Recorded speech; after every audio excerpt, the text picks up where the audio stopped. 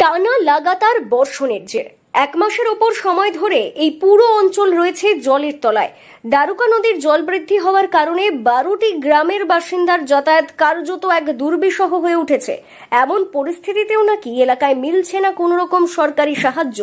ত্রাণ তো অনেক দূরের কথা, লক্ষ লক্ষ বাসিন্দাদের যাতায়াতের বর্তমানের ভরসা শুধুমাত্র একটি মাত্র নৌকা। জীবনের ঝুঁকি নিয়ে 8 থেকে 80 সকল স্তরের মানুষ এই একখানি নৌকার উপর ভরসা করেই জীবন জীবিকা চালাচ্ছে খড়গ্রামের ঝিল্লি অঞ্চলে। তো ধরেন প্রচন্ড অসুবিধা। ওটা ঝিল্লি অঞ্চলে শুধু পুরাডাঙ্গা নয়, ওটা ঝিল্লি অঞ্চলে যাতায়াতের অসুবিধা আছে আমাদের এখানে।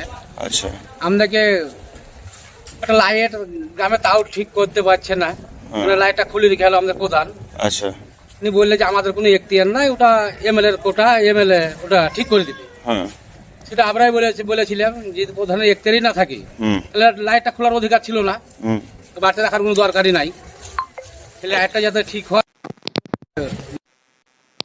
আশিসদাকে লাইটটা যাতে যাতায়াতের ঘাটে পার হয়। তবে সেই নৌকাটির তেল সহ শ্রমিকদের খরচ বিভিন্ন ধরনের সমস্যার জন্য, তাই বন্যা দুর্গত মানুষদের পাশে দাঁড়াতে গেলেন খড়গ্রাম থানার পুলিশ। জানা গিয়েছে বন্যার জলস্তর বৃদ্ধির কারণে গ্রামে 1 মাস ধরে গৃহবন্দী সকলে, ফলে নৌকাটিও প্রায় বন্ধ হয়ে যেতে বসেছিল। আর এই নৌকা বন্ধ হয়ে গেলে এই অঞ্চলের সমস্ত স্কুল পড়ুয়াদের পড়াশোনা একদম বন্ধ হয়ে যেত। তাই মানবিক রূপ দেখালো খড়গ্রাম থানা।